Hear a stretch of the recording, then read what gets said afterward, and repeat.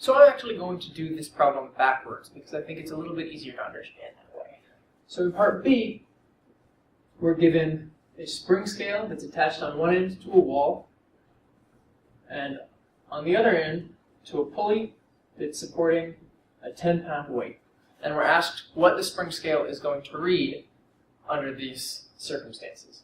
Now, when a spring scale gives a reading, all that means is that it gives the reading that is the amount of force that it's pulling on from both ends. So in this case, it has to exert a 10-pound force in order to keep that 10-pound weight hanging in the air, which means that that spring scale is going to just read 10 pounds.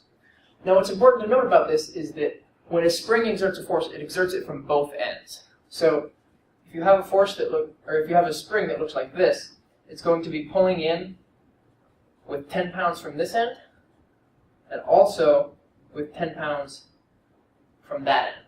So it pulls in from both directions. If you stretch it, or if you compress it, it pushes out from both directions. But no matter what, the spring is always going to push in both directions. Now, in part A, we have a little bit of a different situation. In part A, we have a spring scale that's lying on a table. It's attached from both ends to 10-pound weights.